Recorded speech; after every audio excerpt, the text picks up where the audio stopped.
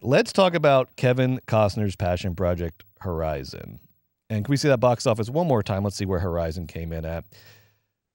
Horizon strong third. It made 11 million. No, it was a flop. 11 million domestic, not great, not great period. Particularly not great for old Kevin. Because we're gonna let's talk about the Horizon. Let's talk about where it came from, how it was made, into our reviews of the movie. We both saw it, Joe. I know you've been anticipating Horizon all year. This guy won't shut up. Oh my God, Horizon. All right, here we go. The Return of the West, blah, blah, blah. Horizon is Kevin Costner's passion project, his megalopolis. And similar to Francis Ford Coppola's Megalopolis, no studios wanted to finance this thing, particularly not as Kevin Costner envisioned it, which is as a 4-part feature film, possibly running 12 hours total. This first chapter was 3 hours. Okay, is every chapter 3 hours? So it's 12. Yes. Okay, great. So a 12-hour 4-part feature film. No studio was interested in financing it. Max apparently made him an offer to do it as a TV series, and he turned them down. Good hero.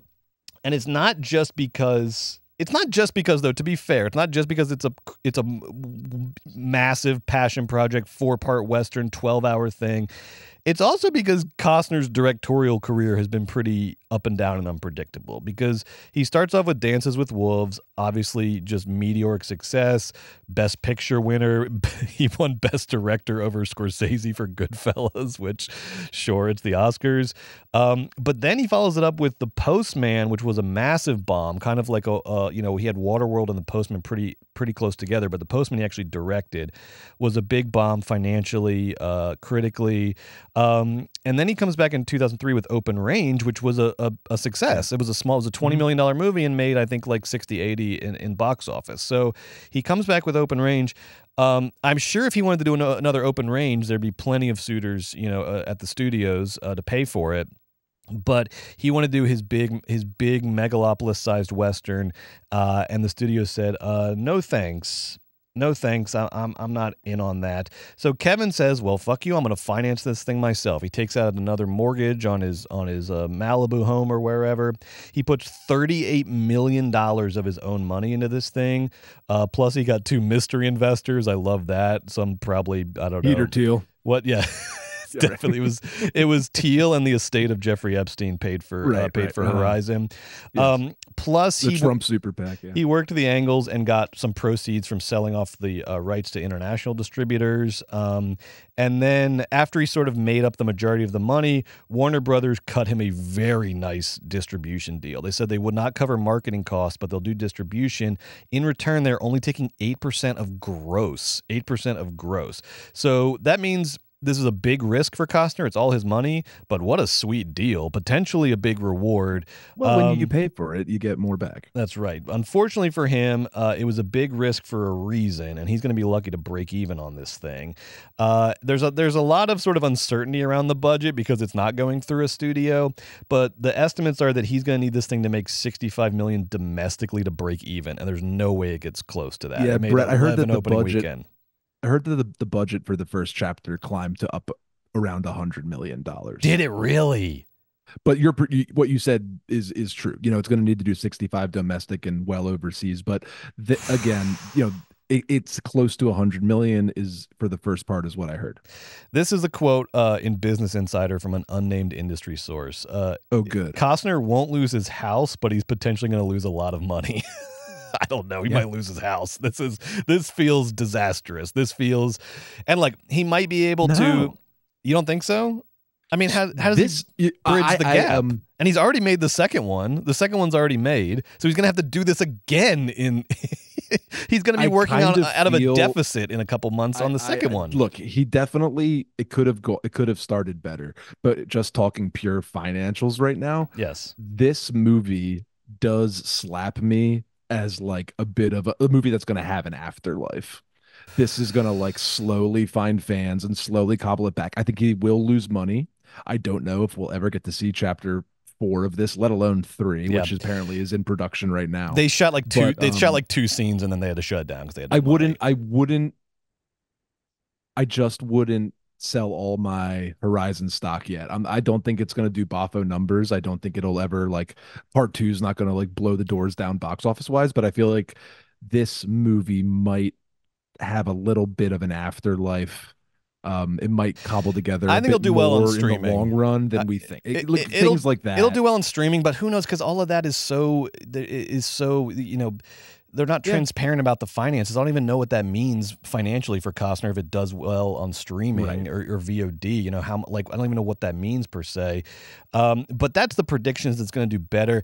I would like to point a finger, and I'm not. Look, well, I'll get to my review of the movie in a second, but just on principle. Because Michael Rooker, one of the stars of the movie, came out. Henry Portrait of a Serial Killer came out this week and said that this is like, and he was kind of baited into it by the interviewer, but he basically blamed this on like short attention span TikTok generation, that they don't have the patience for 3 hours of pure cinema.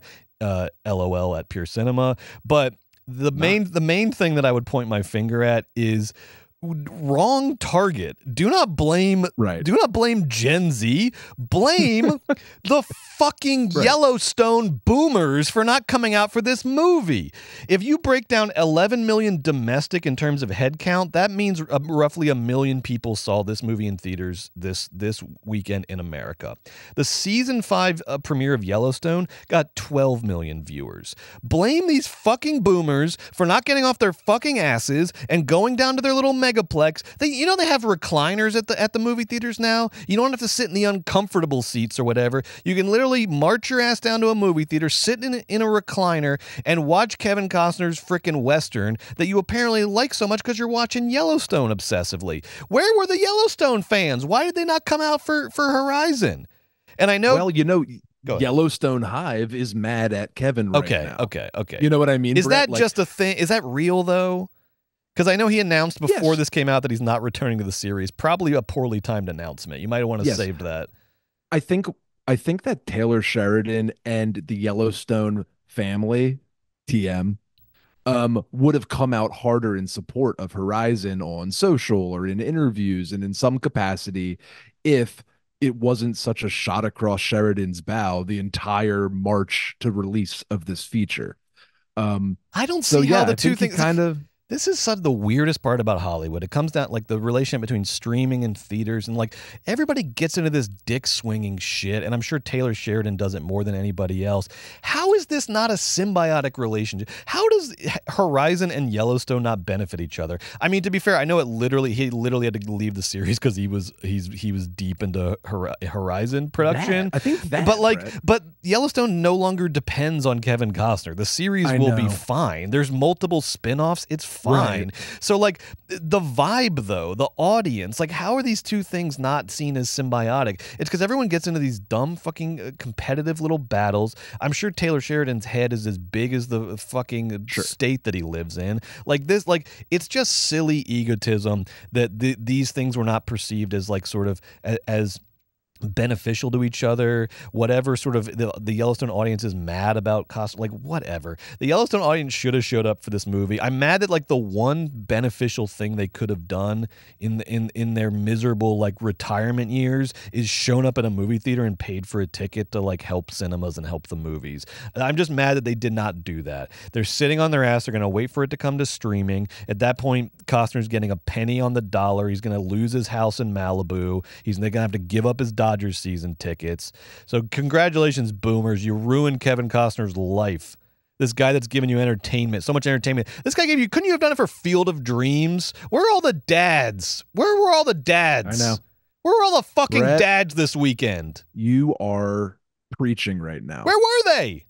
This guy gave you Field of Dreams, the only movie that makes you feel anything. You couldn't come out for his big, like this was, look, I don't even care if you want to see Horizon. This was Kevin Costner's like high school recital. Like he's been prepared. He's been working on this forever. You are his parent. You come out to your kid's recital. This is like your best friend's improv class show. Like you go. Yes. You go. And I know yelled. it's 12:30 on a Saturday. That's and you'd rather right. Just lay in bed, That's but you right. have to go. That's right. This is your friend's improv show. This is your kid's high school play. You fucking show up. And I know I made fun of Bradley Cooper for that, for Maestro, for having that vibe. But guess what Bradley Cooper didn't do? Finance Pay Maestro. Thank you. Right. Kevin Costner mortgaged his house to make a movie instead of a TV show. The least you little divorced. The least you fuckers could do is show up. You guys go. I can't even. He ruined his life to make Horizon. He ruined his life to make Horizon. You can't even one. show up for this guy. And the thing is, fucked up. I don't really care about Kevin Costner, and I don't care about these dumb boomers who like Yellowstone. But I don't like the disloyalty, and I don't like the refusal to go to a movie. I don't like either of those things. I don't like either of those things. I'm pissed off at all those Yellowstone boomers for not showing up. I agree. The TV-addled brain.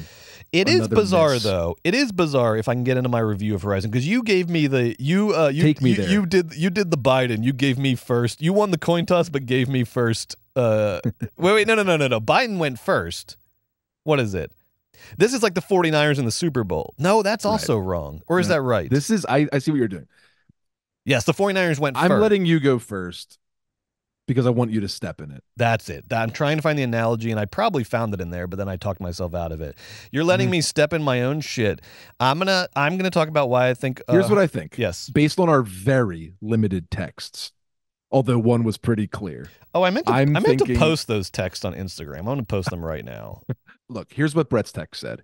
I got a text from Brett, and that Brett, this could be your launching off point. Please, into your review. Please. Brett texted me. I said like something like, "Did you see Horizon yet?" or something, or whatever. And Brett said, "Horizon was all caps, dog shit with 3 T's, 5 T's, my signature. 5 T's. Yeah, it's my signature. 5. You end the word with 5 letters. Dog Movies, shit, baby. all caps on it. So Brett, tell me what you thought of Horizon. All right. Well, I'm very excited to see what you Saga. cooked up in your lab, because I know that you went to Horizon. You had to sit through it like I had to sit through it, but you had already sort of predetermined that you were going to find some light at the end of the tunnel here. And then you went and cooked. I'm kidding. Joe's honest, but because he's honest, I'm very excited to see. What kind of narrative. Of course, he I comes went up in with. and I wanted to like it because of everything we just talked about. Sure. But you're still honest. You're still honest. Behind it. No, but I would never try to meld an opinion based on what I wanted. Anyway, go ahead. No, I know you don't do that. We're painfully honest. We're honest to a fault. Shit gets me in trouble online every week. Here's what I'm saying about Horizon. I think, first of all, it's bizarre that Costner, I respect it. I respect that he wanted to do this as a movie. It is bizarre, though, that he was so opposed to making this for television, because the 3-hour movie that I saw this week wasn't a movie. It was the first 3 episodes of a WB show circa 2005. Contrary to what Michael Rooker said, it actually felt weird to be in a movie theater watching Horizon. And I stand by what I said about the boomers. They should have come out for this. I love the movies. But it would have been more normal, more sort of in line with the spirit of the movie to see Horizon come on after Supernatural or One Tree Hill or Smallville, circa early 2000s. And then to hear that it got canceled after 1 season because they killed off the one actor that anyone under 30 had ever heard of. Spoiler, but I'm not telling you who. I actually have to apologize to start off here. I have to apologize to movies like Dune, the first Dune, which I've criticized for not making their individual franchise installments into complete movies. You get to the end of that first Dune and there's no ending. There's just a lead into part 2. I hate that. Regardless of if you've already planned out the trilogy, each movie needs to be a standalone freaking movie. I've said it 100 times. Make complete movies. Horizon, though, takes this trend to new lows. Not only does Horizon not have an ending, it doesn't have a middle. It's a movie that seems like it's constantly beginning and then beginning over again for 3 hours.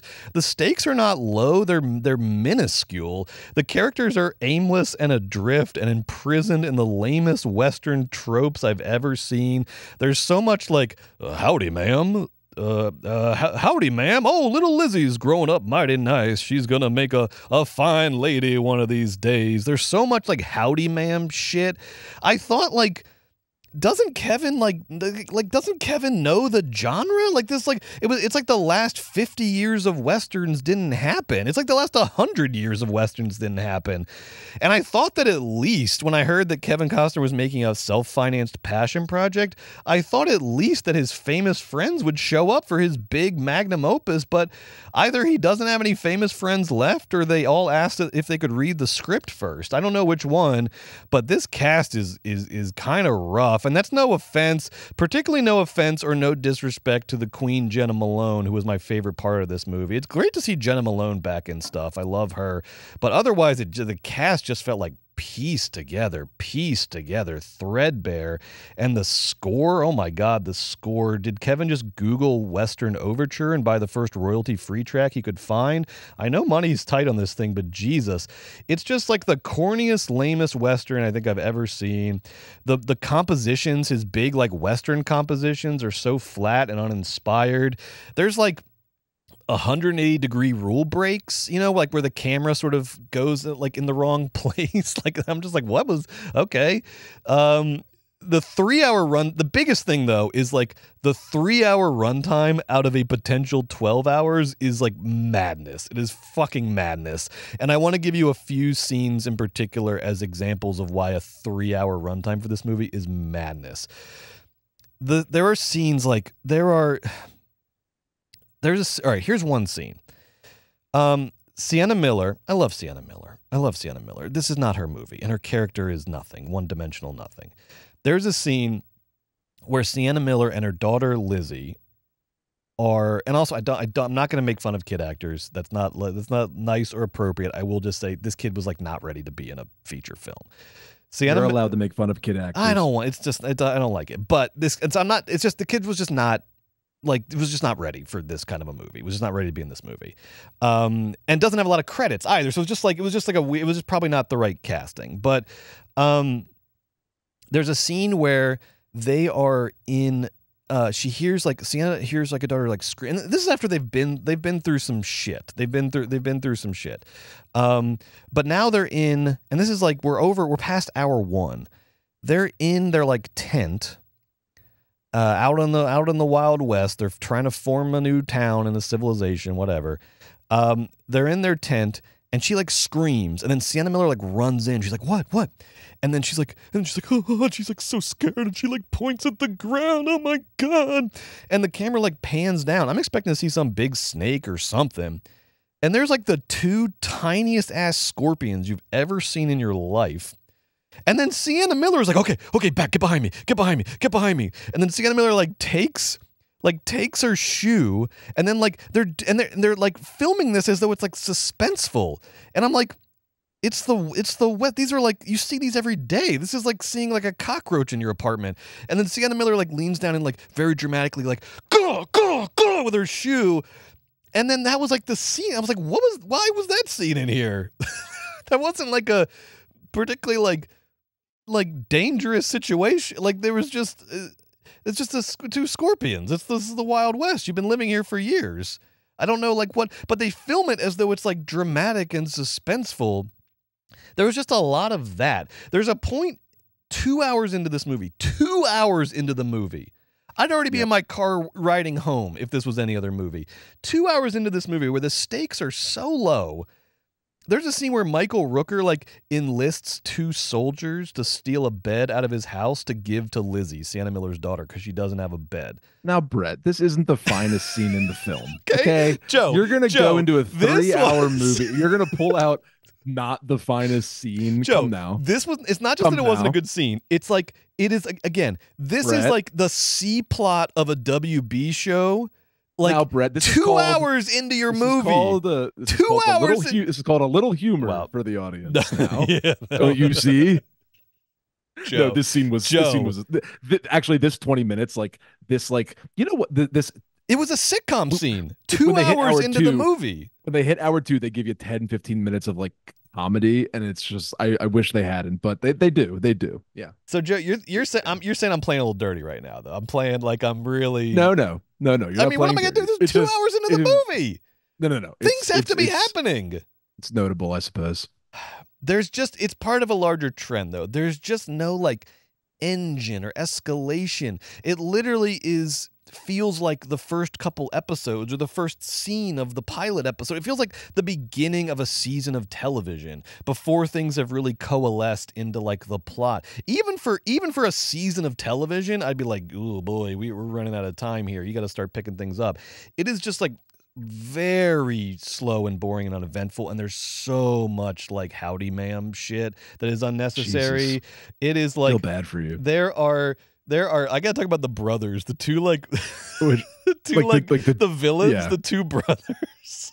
What Caleb and the meaner one. So there's two like mean. Yeah, there's two like Stinky and Pinky. Yeah, I don't know their names. Yeah, but instead of like getting two fun character actors, he gets two like handsome like stud guy. He got like one of the guys from Stranger Things, and then some other like stud from television to be like the villain brothers. But it is so, they are so unmenacing.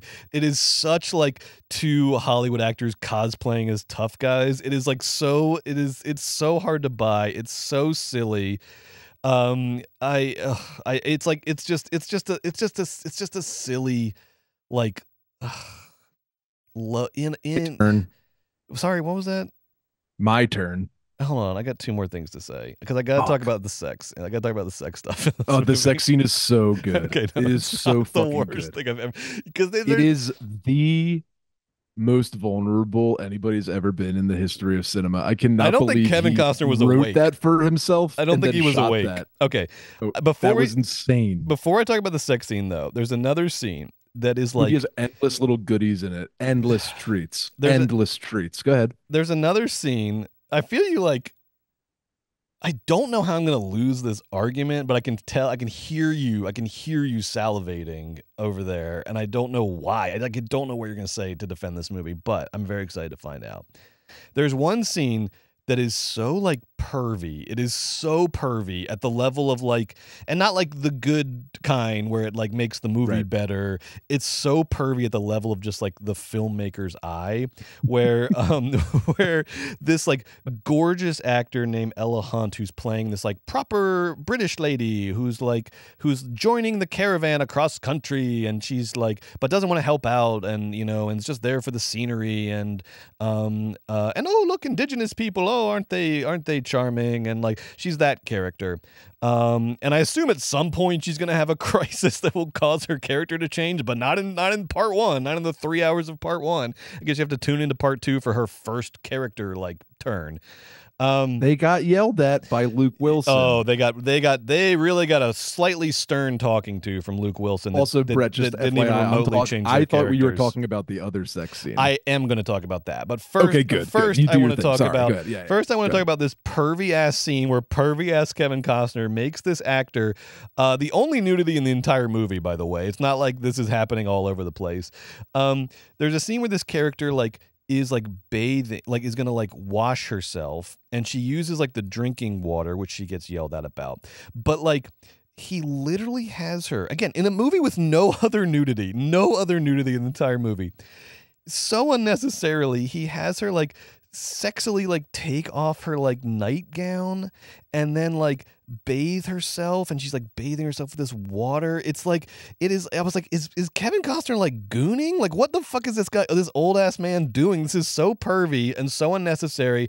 And then he has these two other characters like as voyeurs who like spy on her, and then they get in trouble for it. And I was like, don't like put this on these characters. You're doing this too. The movie is pervy. The movie is like, that's insane. The movie is like pervily spying on this woman bathing, and then he like blames it on these two characters, or puts it in the agency of these two characters. But the movie itself is those characters. This scene is like so unnecessary. It's so silly. It's not the tone of the movie at all. The movie is like nerdily family friendly, Brett, and then you get this pervy ass like bathing scene. Look, I have not said this for fucking years. I love sex in movies. I love it. I love it all. This is the first time in a long time where I was like, this is perv. This is like bad. This is first of all, no, that is insane. Yeah. First of all, no. Second of all, they look, First of all, this movie has 700 tones. Don't you dare come to me and say, "Oh, this is a tonal difference than the other I'll 700 tones concede in the that point. movie." That doesn't sound good Yeah. at all. And then that's just, it's a bit of a reach for me. I'm not going to belabor it because we have so much to talk about, but the woman is trying to discreetly wash herself and she gets spied on by two louses in their caravan on the Oregon Trail or whatever. And Luke Wilson has to go and confront them. And I'm sure it's going to pay tremendous emotional and scenic dividends when Luke Wilson wrestles them in chapter 2 or 3 or 4. Listen to Brett. yourself. Listen to yourself. We don't Go even on get now. it. We see, and the thing is, that's why it felt so off, is because we don't even get. I literally in my head was like, okay, if this pays off, I will swallow it. It will on the pay off. perviness. When he gets August, financing for August 15th. when some fucking European pedophile decides to pay for part 3 in 8 years is when it pays off. Something has to happen in this movie to pay that plot point off. It's crazy. They get a Stern talking to, and they're like, "Don't you talk to us like that?" And it's like, okay, there's tension between these backwoods assholes and Luke Wilson. That's gonna be something. Nope, nothing. It's nothing. Nothing happens. The sex scene, though. There's a scene where Kevin Costner takes this saloon prostitute under his wing. He saves her. Hooker with a heart of gold. Classic. Classic. Sure. He saves her from a bad guy, and then she follows him along. I mean, and again, I don't mind. See, Joe's gonna act like I don't like sex in movies and I don't like archetypes. I don't like genre. I love all of these things, but they have to be done fun, and there has to be a movie that contextualizes and roots them. And there's nothing here. There's just sort of empty, aimless Western archetypes, including this hooker with a heart of gold. There's a scene near the end of the movie where Costner has to work on the railroad to make money, and he comes back from a long day of working on the railroad, and he lies down on his back in his tent, and he's so tired. He's just like, I got nothing left. I'm so fucking tired. And then she mounts him because she's gonna have sex with him one last time because she knows she's gonna leave. She's gonna leave in the morning. She's gonna leave him behind. So she's having sex with him for one last time as a little kiss off, and he's just like, I don't know if I can do it. And she's like, lay back. I'll do all the work. And then they cut to this wide shot in which this woman is sexily riding Kevin Costner's corpse is the only way I can describe it. He is lying on his back. He is ostensibly dead. It looks like his memorial service. He's lying there not moving. His eyes are closed. He's dead. He's not making a sound. And then this woman in this black lace dress is riding him. Now, I want to be clear here because I think Joe's going to distort the picture on this. There is no texture of camp or sort of heightening. There's no sort of texture around this that would make what I'm describing funny or interesting. It just literally feels like they didn't get the take they wanted. It just literally feels like the money was running out, and so much of this movie feels like that. When the little editing mistakes here and there. So much of this feels they just did not have. They didn't get what they wanted, or they didn't get the right thing, but they had to just move on. It doesn't the sex scene feels like the movie as a whole, where two characters are getting have completely different senses of what the movie is, and they're just not getting the scene that they envisioned, but they just have to go with what they have. All that being said, fuck you, Yellowstone fans, for not coming out for this movie. I'm gonna rest my case. I weirdly don't feel like I won. I feel like I haven't said anything yet. I know, but I don't know what it is. I feel like I'm like the prosecutors in the OJ Simpson case where I'm you're wrong. No, I'm I know I'm right. I know he murdered his wife, but I can't why am I not winning this case? I don't know why. I know this is a bad movie. It isn't a bad movie. Please Brett. tell me why not.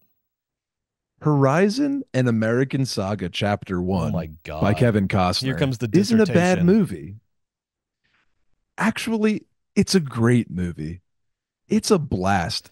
First of all, we spoke already about all the amazing, ambitious, crazy things that Costner had to do to get this to the finish line. And by the way, he's not at the finish line yet. This is supposed to be, he set out to be this project, 4 movies, 4 parts, 12 hours. And what is he going to do? He's going to show a wide, I've never seen such a wide array. This movie has 75 to 100 main characters over multiple territories, all beautifully shot, and lovingly crafted. This is a patient, loving thing that he is doing. It's reckless, it's senseless, it's unbridled American machismo, but this is also a eulogy for movies like this, movies that are 3 hours long, westerns, movies that are supposed to appeal to a broad audience, movies that have this kind of scope and scale, movies that cast this many people. There were shots in this movie where I thought I was watching a W.D. Griffith film because there were so many extras and so many people in the movie. Now it's also interestingly 3.5 hours long, dialogue heavy, and a lot of its sensibilities, many people have said it, do might remind you of television. I thought that A, this is distinctly not television. Anybody, Brett didn't say this, but just saying, anybody that says, oh, this is just 3 episodes of television taped together as one, it's distinctly and emphatically not that. It could have been that, but Kevin Costner demanded that this be put in the movie theater because he believes in cinema, and this movie is a love letter and a eulogy and a bit of a node on the end of an era for this type of movie, and this type of Western movie. So many of the different parts of this film are well done. So many parts of this film left stuff to be desired.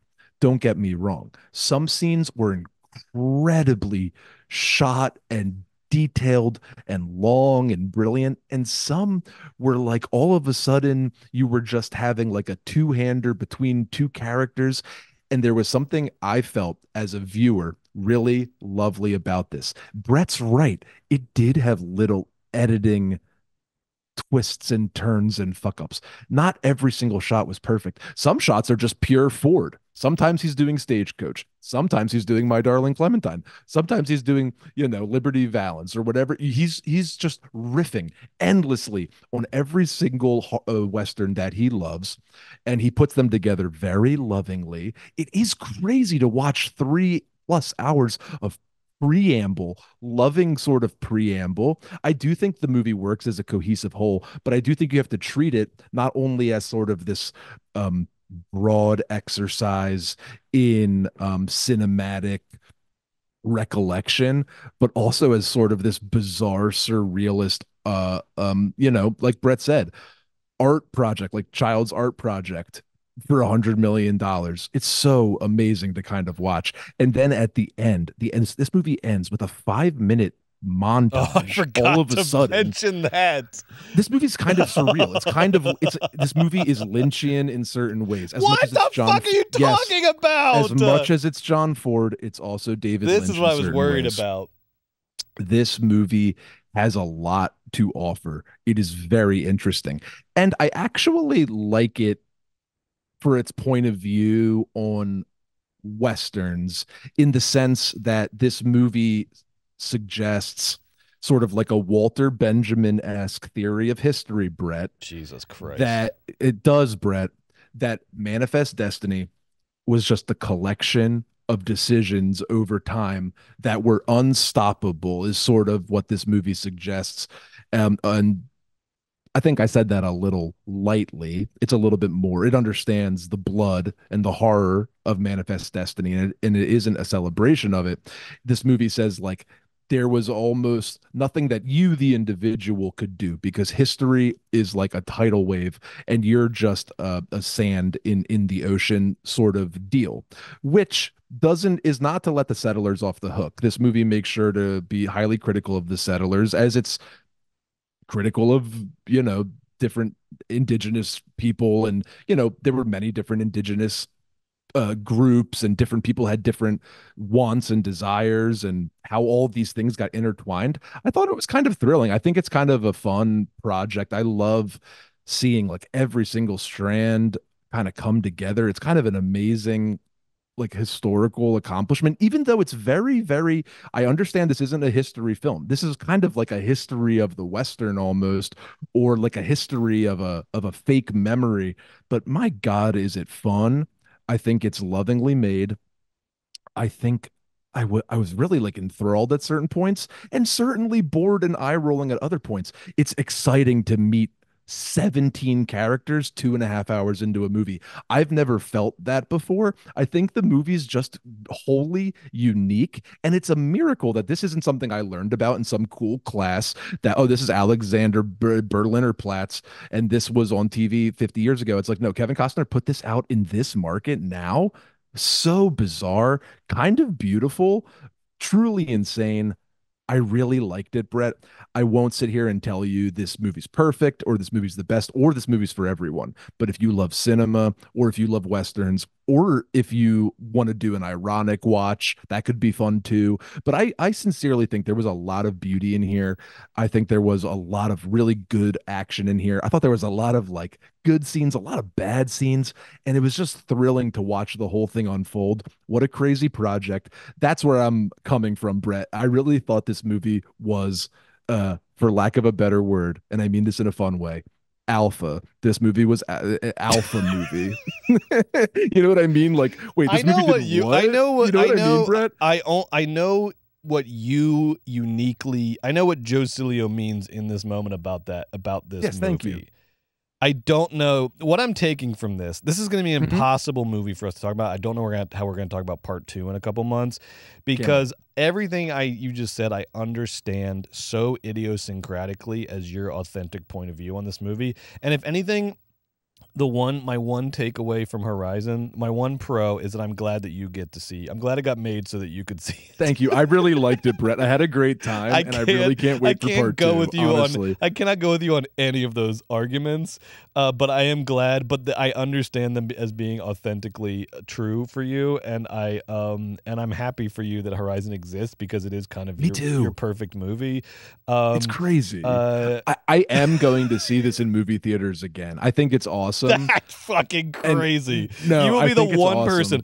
I would love to know repeat viewings of Horizon in theaters. It literally has to be under 10 people, like nationwide, and you're going to be one of the 10. I actually distinctly like need to see it again in theaters because it's awesome in theaters, and I don't want to see this when it's on A. This is like people going to see like in hour-long chunks. This is like people going to see Andy Warhol's Empire in theater. This is some like competition between you and like the concept of movies.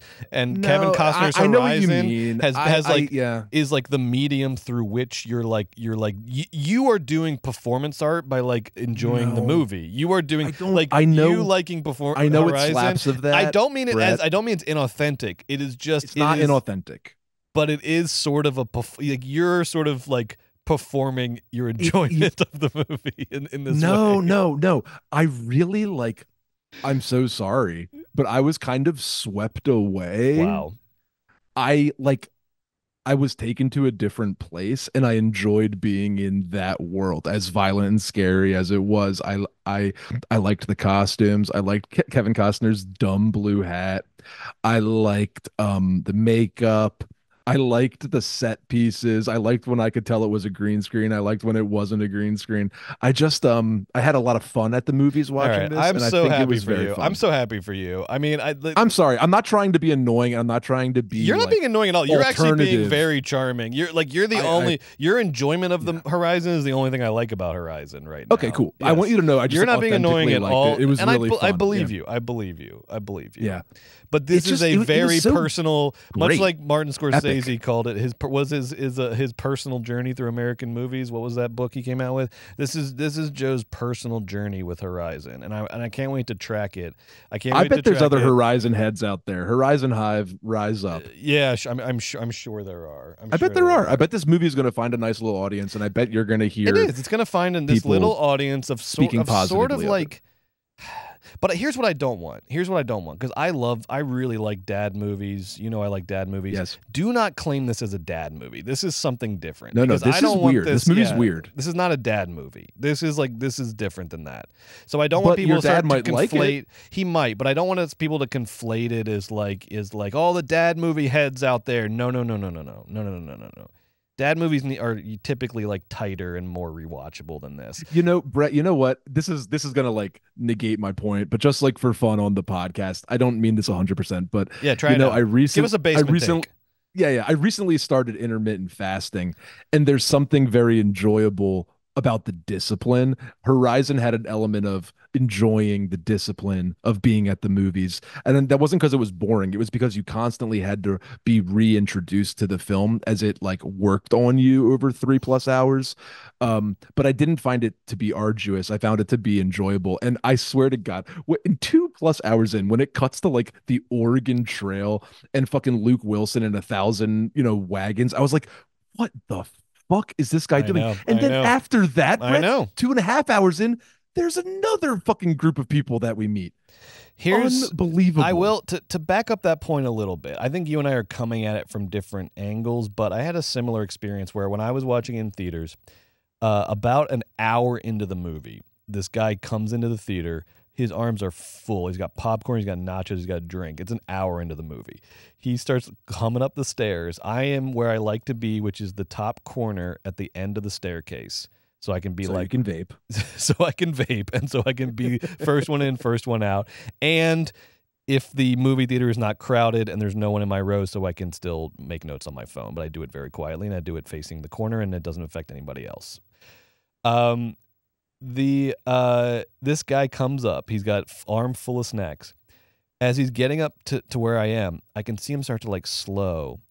And then he like turns around. I'm not kidding you, Joe. This guy almost sits on me. This guy almost sits on me in the movie theater. And I went, whoa. What? And he turns around. He goes, I'm sorry, man. I can't see shit up here.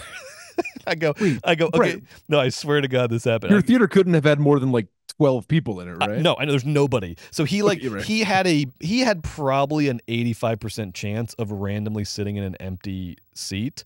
And this guy also was like up and down the entire movie and out. So I don't know what movie he actually bought a ticket for. So he didn't give a shit about like what seat was his, but he still had like an 85% chance of randomly sitting in an empty seat. Like if he had just like sat down, he probably would have said, but he almost sat down on me. I was like, whoa. He's like, I can't see shit. So I had to take out my phone. I turned on the flashlight and I had to show him. I was like, there's 4 or 5 empty seats next to me right here. So he sits down next to me. This guy, like, it's an understatement to say he was a loud chewer. He was competing. Ew. He was like competing with the sound of the movie. Ew. This guy was like hearing this guy. It was like somebody was doing. I was like, is there like a Foley artist with him, like doing the sound of him chewing? Because this is like somebody should be recording this for the movies. This is really like just like loud. I can tell what foods he's like. I could tell when he's eating popcorn versus when he was eating his nachos. Like the nachos, it was literally like, kung, kung. Every time he would bite down on this nacho chip.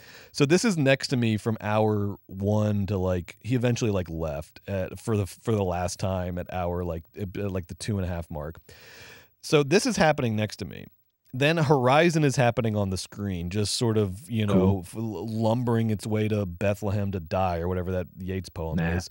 And then I'm sitting there, and then so I get to hour 2, and in my head I was like, I'm just gonna go. I get it. I get what this is. I know nothing's gonna happen to change my opinion in the last hour. I'm just gonna fuck off. I've been here for 2 fucking hours. This guy's chewing like louder than fucking God next to me.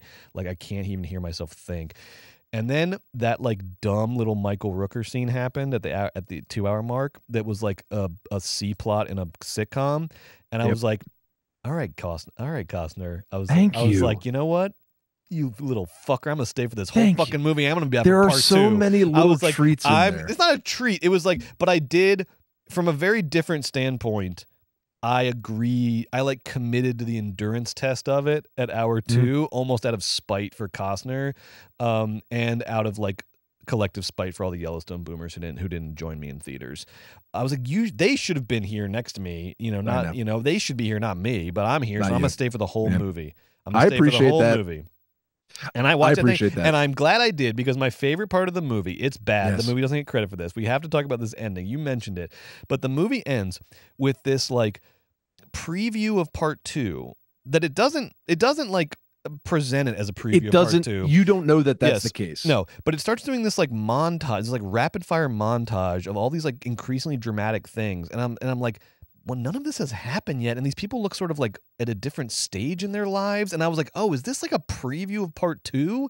And this is before the credits. This is not like mid credits or post credits. It's before the credits. And so all this stuff's happening. I'm like, oh my god, he's doing like a preview of part 2. And I'm like, all this looks sort of like, looks like the stakes are gonna raise eventually, maybe around hour 5 of this epic. And then and you start seeing this like guy from the back, and it's in a bigger town than we've seen in the movie. It might be like San Francisco or something. He's in a town. He's in like a printing press or a newspaper shop or something. Or dude, maybe he's in Horizon. They rebuilt it again. Maybe it's bigger now. Sure. Go ahead. And we see him from behind, and it's like clearly like they keep cutting to him. It's clearly like the big villain or the big bad. And then it's like, oh my god, who is this guy? And it's like, we've never seen this guy. Like, and I'm like, I don't know what to be afraid of here, Kevin, because I don't know who this character is. You've never presented them. And at the very end, the character turns around, and it's Giovanni Ribisi in the most like Wild West, like handlebar-y kind of mustache. His hair's all pomaded. He's got like a little suit vest on. And Giovanni Ribisi looks like right off camera. And then the movie ends, and it says directed by Kevin Costner. Isn't that and crazy? I was like, I don't know who that is, Kevin. I don't know who that character is. And also, like, I like Giovanni Ribisi. He's not a big enough star in 2024 for that to be the like dun dun dun, like, oh, look who I got in part 2. I was like, Kevin, I don't know. That was supposed to be a movie I just watched. I don't know what that was. You end with a shot of a character that you've never introduced. you end with the message, oh, you thought, just wait until part 2. Whoa, wait until part 2. That's when it really gets going. That's when it starts. Do you think like after the Ribisi shot in the initial or like the 700th cut, there was like, shouldn't there have been a shot of, like the wide open space where, the show me the Wild West, or like a big mountain or monument cliff or whatever. You would think. Show me any of that. No. But I bet Costner just like, he sat there at his house editing it, and he just let's end on Ribisi just to fucking get Joe Cilio fucking thrilled. Well, again, I'm very happy for you. I'm very, very, very, very happy for you. This movie exists. I kind of wanted to write Kevin Costner like a letter and say like, hey, I really liked your movie, man. I loved it, actually. You actually should write him a letter. You actually should. I think I might like a paper letter. I would say, like, Mr. Costner, thank you very much for Horizon and American Saga. I really enjoyed chapter 1 and can't wait for chapter 2. What are some of your favorite Westerns? Joe. You should honestly start a letter writing relationship with Kevin Costner, because right now he needs a friend. He's looking at the bills. He's getting some like scary, threatening messages from whoever the mysterious investors were. Yeah. He's wondering if he's going to have his house. He thought he was going to just like end his life like peacefully, and now he's like in a situation like he could have he could have lived. I like that. Look, Costner and Coppola like cashing it all in for their dream projects is great. I love it. That doesn't mean it gets so much goodwill for me out of it. Because I saw the one time I had a previous job I worked at. Through the job, I my like numbers were good one month, and my prize was instead of a livable wage, my prize was that I got the company has like season tickets to Dodgers games, and so I literally got like behind home plate seats to a Dodgers game. It was the fucking most insane thing I've ever experienced in my life. It's the closest I'm ever going to get to like a professional sporting event. And it was like against the Phillies, like Ryan Howard era Phillies, and Ryan Howard's a fucking giant. And so I'm like, and I think I've told you this before. Yeah, but I love this story. And so I'm sitting there, and then I'm just like, can't believe how close I am. And I look over, and like in my row, like a couple seats down, is Kevin Costner and his family. And they're sitting there. And then like after the game, and I'm just watching Kevin Costner this entire game. I barely watched the game. And then after the game, it's like Soul Patch era Kevin Costner. I don't know if he's still doing that. Yeah. And then after the game, he doesn't even like check with anybody. He just walks with his kids out onto the field and takes pictures with Justin Turner. Like, and doesn't even like check with anybody. He just does it, and no one stops him. And it's amazing. Costner could have just done that for the last part of his life. He could have just lived the most idyllic rich man's LA life.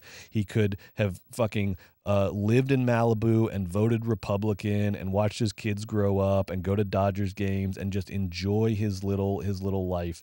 And instead, he's now like in trouble. He's now like in financial trouble because of this this Western he had to make. It's kind of wild. It's kind of the wildest thing happening in movies. Exactly. And here's my prediction, Brett. That's not the movie, though. That's just okay, fine. That's fine. You heard Here's it here your prediction. He's gonna make my prediction. He's gonna make it. He will make all 4 chapters of this movie. There's no way. There's no way he gets 4 made. It will be in the Criterion Collection. Oh, well, who knows? They put Armageddon in the Criterion, and I'm not blaming them. I'm just saying they're wild cards over there. I'm telling you right now, he'll make all 4 Criterion Collection.